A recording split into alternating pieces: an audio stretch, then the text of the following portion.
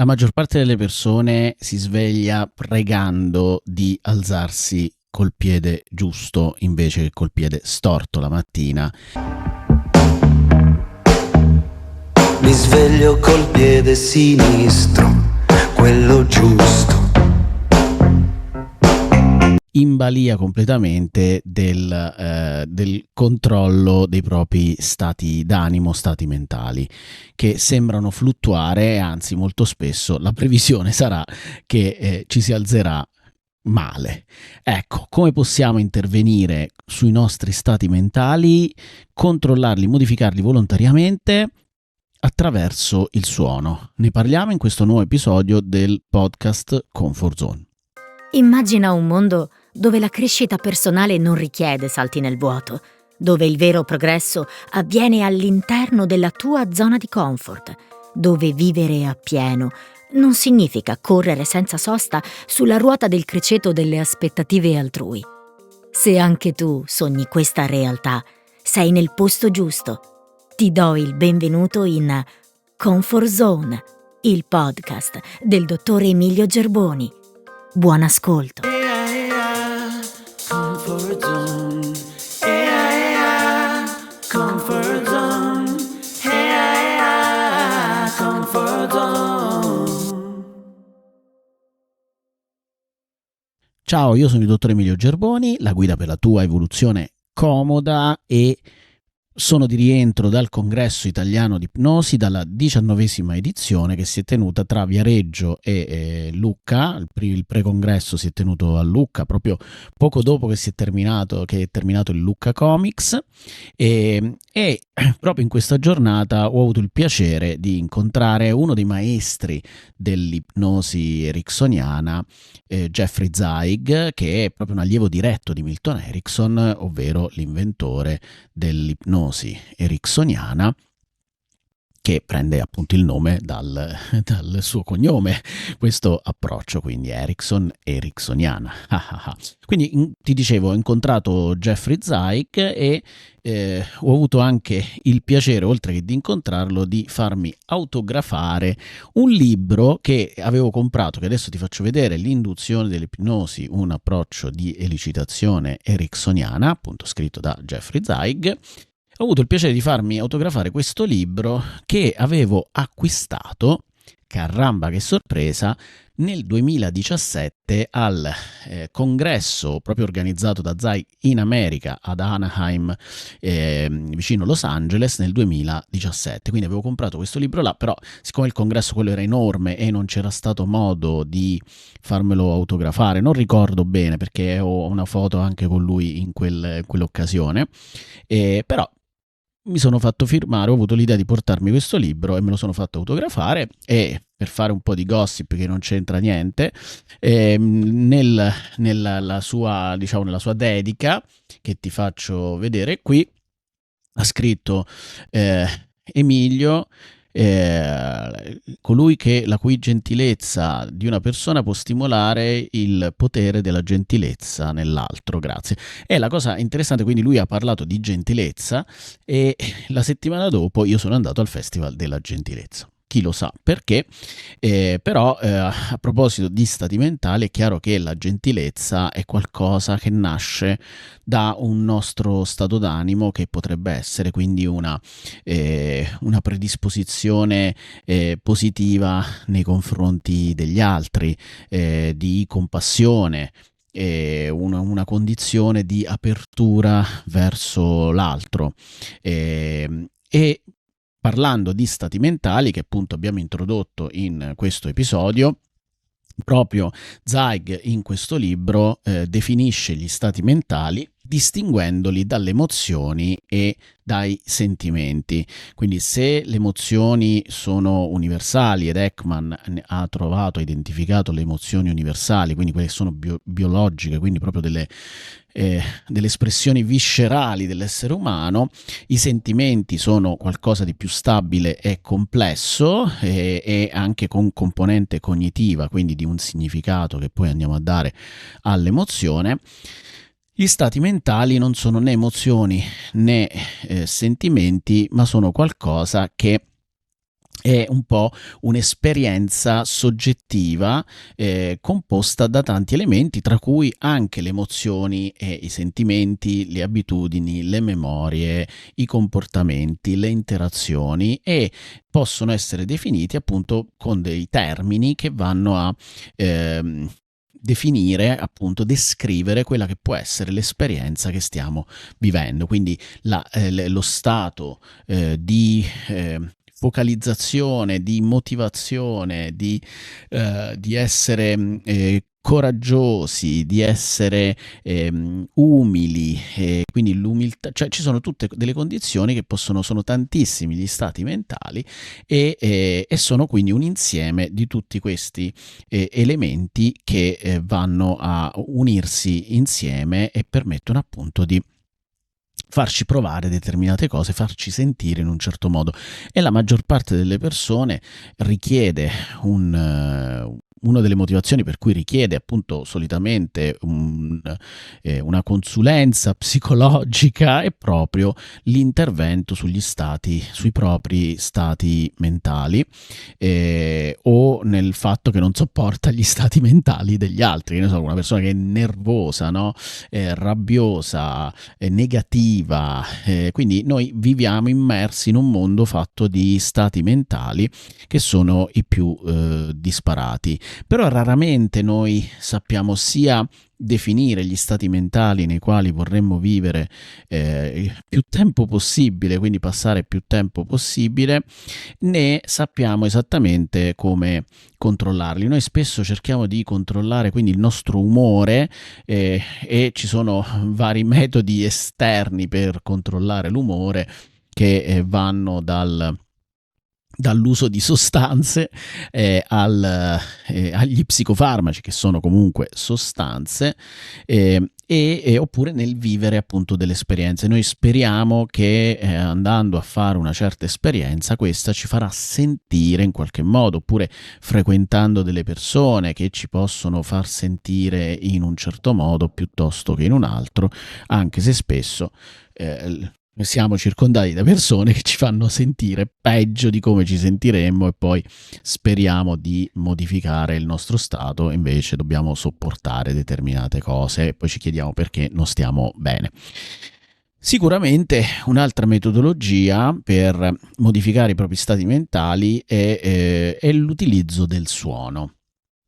L'utilizzo del suono, che è qualcosa che sta entrando abbastanza in voga, nel senso che da sempre la musica è stata utilizzata, anzi noi è un'altra cosa che andiamo a ricercare spesso per sentirci in un certo modo, è proprio la musica. Le musiche che parlano anche di tematiche, quindi ci parlano, quindi anche la parola, in questo caso il significato della parola, oltre che il suono della parola,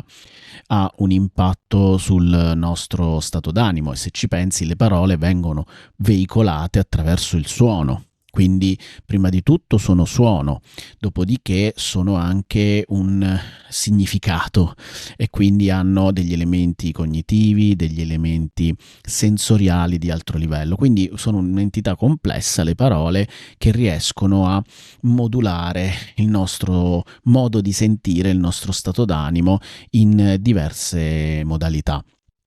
E dicevo che le persone appunto utilizzano quindi il suono, e di base utilizzano le canzoni, musica, e per questo c'è poi questo legame molto forte anche con la musica, con i musicisti, con gli artisti che creano la musica, perché riescono veramente a farci sentire bene, e ci accompagnano, quindi sono dei compagni che ci guidano anche attraverso i momenti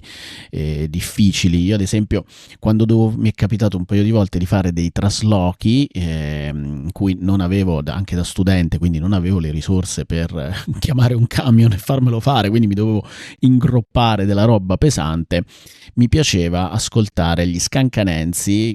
che è una band rock inglese, non so se conosci, con Skin, che è abbastanza famosa in Italia anche perché è stata giudice di X Factor e la leader di questa band, e la loro musica mi riusciva ad accompagnare e a sincronizzarsi un po' con lo stato d'animo della fatica del trasloco, che è considerato uno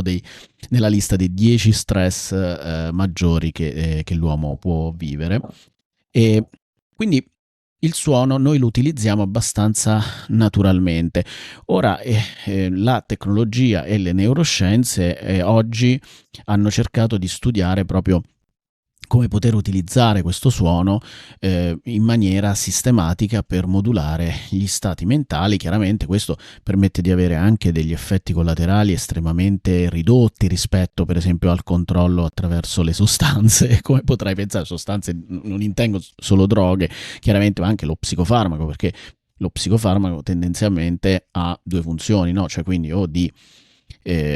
anestetizzarci in qualche modo, oppure di eccitarci, quindi di creare, quindi sollevare l'umore, l'attivazione, oppure ridurre la nostra attivazione. E infatti chiaramente l'anestesia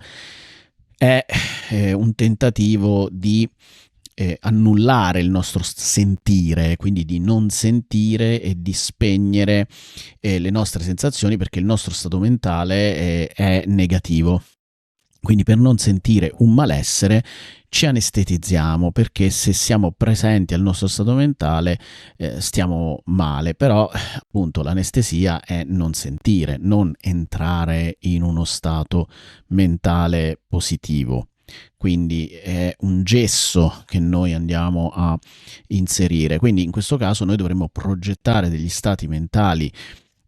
adatti ai diversi contesti, perché poi ogni contesto necessita di un particolare stato mentale e stato di coscienza anche, quindi lo stato di coscienza è collegato allo stato mentale e per questo riuscire poi a entrare, quindi a transitare da uno stato all'altro, che è un altro aspetto importante, perché ad esempio essere motivati, essere gasati può essere un'esperienza ricercata, bella, però non possiamo essere esaltati tutto il giorno, perché poi a un certo punto dovremmo andare a dormire, quindi sarà bene che siamo capaci anche di rallentare i giri che andiamo a fare.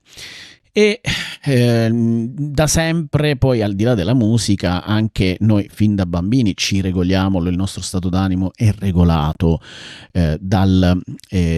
rapporto con il suono. Infatti uno dei suoni più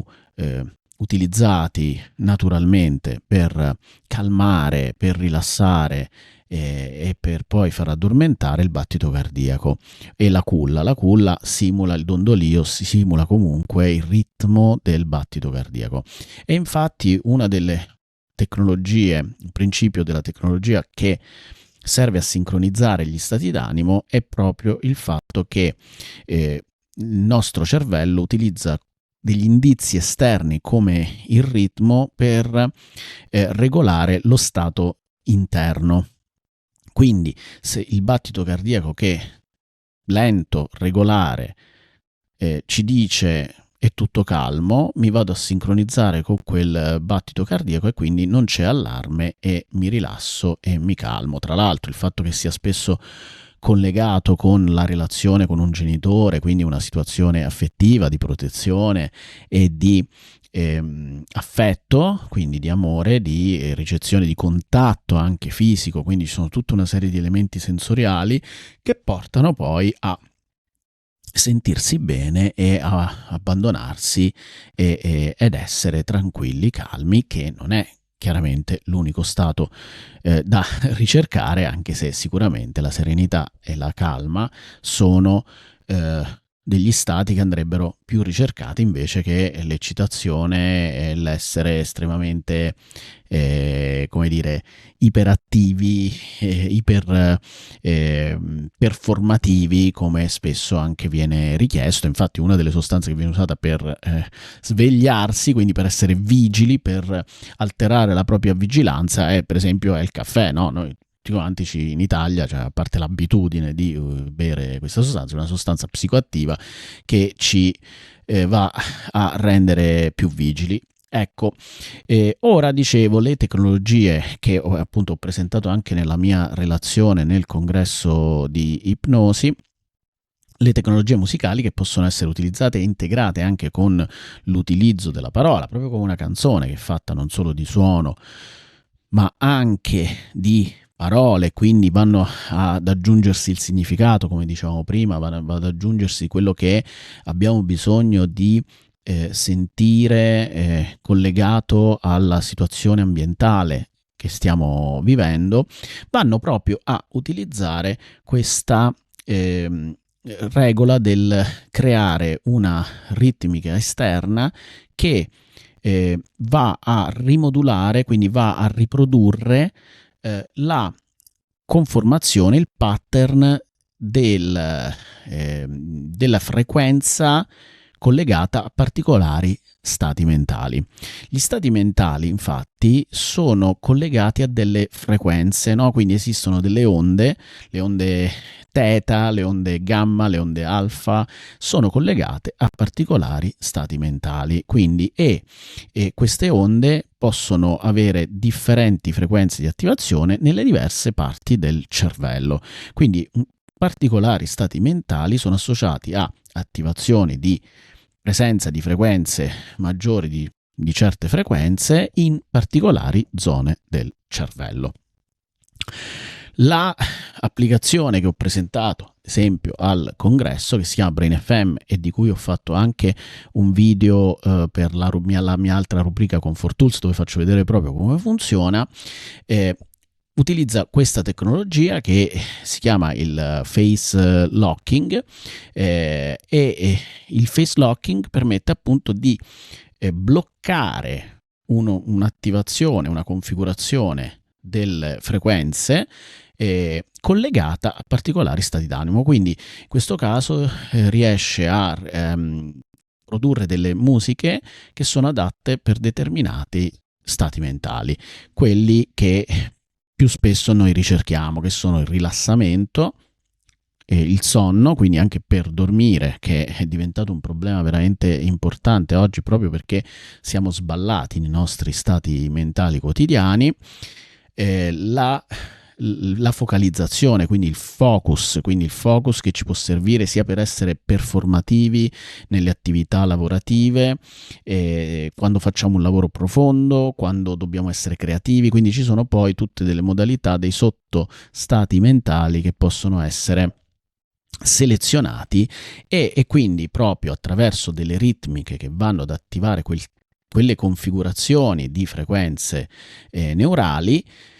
Ecco che i nostri neuroni si muovono, si spostano, si organizzano e noi entriamo in questo particolare stato mentale. Quindi questa è sicuramente una tra le tecnologie più avanzate che permette di migliorare il nostro controllo degli stati mentali. Tra l'altro è stato sperimentato anche per l'ADHD, di cui diciamo io sono un detentore anonimo, faccio parte del gruppo anonimo ADHD e quindi con diciamo un livello di tecnologia neurale più alto che si può selezionare, ecco che noi possiamo andare a modulare il nostro stato mentale, a regolare il nostro stato mentale anche in condizioni di neurodivergenza particolare. Ora, è chiaro che è fondamentale questo aspetto anche per un elemento fondamentale, che è quello che dicevo prima, cioè nel momento in cui noi iniziamo ad essere più consapevoli della programmazione dei nostri stati mentali, di come ci vogliamo sentire durante il giorno e non siamo in balia di quello che ci capita, sballottati dalle forze del vento, iniziamo a fare delle azioni in questa direzione e chiaramente questa è assolutamente un'azione corretta, anche perché il mondo esterno è estremamente caotico e soprattutto non è che c'è una cospirazione a nostro favore, cioè non è che all'esterno dicono allora adesso appena usciamo facciamo che creiamo un ambiente affinché il nostro amico si sentirà gioioso, entusiasta, energico e così via, no? Connesso, positivo. No, dobbiamo essere noi che invece, nonostante anche gli elementi di disturbo, di distrazione esterni, questi non interferiscono con la nostra condizione ed è anche per questo che la tecnologia serve, perché così come l'ambiente crea problemi esternamente, poi la tecnologia risolve i problemi che abbiamo creato noi con ambienti che hanno un rumore di fondo importante e sono anche caotici e contraddittori, e quindi nello stesso ambiente ne possiamo avere stimoli per stati d'animo diversi, mentre se noi sappiamo su quale frequenza vogliamo sintonizzarci e abbiamo gli strumenti per farlo, ecco che possiamo migliorare in maniera estremamente importante la nostra vita. Devo dire che le tecnologie musicali comunque vengono utilizzate sempre di più, anche perché immagino che anche tu, magari se mi stai ascoltando su Spotify, magari ci avrai la playlist con le musiche per la focalizzazione, no? Esistono tante playlist che proprio sono musica funzionale, come si dice, quindi non musica a livello artistico, che comunque ha un effetto poi sugli stati d'animo, ma volontario, nel senso l'idea è creare qualcosa di artistico o commerciale, quindi di intrattenimento e di catturare l'attenzione delle persone. Adesso il bisogno di questo tipo di tecnologia è abbastanza diffuso. Ci sono persone che, ad esempio, adesso va molto di moda l'ASMR, tra l'altro lo dico così perché mi fa ridere, ASMR, una sigla che sono dei suoni particolari, è un modo di parlare che appunto crea una calma, perché appunto sono battiti, quindi anche lì c'è una tecnologia basata sul ritmo, sui battiti, sul tocco di oggetti, che va proprio a intervenire sul cervello, e quindi ci sono molte persone che fanno video che sono ASMR e qualcuno mi ha anche scritto dicendo: oh, ma lo sai che quando parli sembra ASMR, potresti mettere ASMR tra i tag, è così che ti ascoltano anche di notte. È chiaro che la consapevolezza anche di come noi utilizziamo il suono della nostra voce e la utilizziamo per poter creare uno stato d'animo anche negli altri è fondamentale, è uno degli strumenti più potenti che ci sia,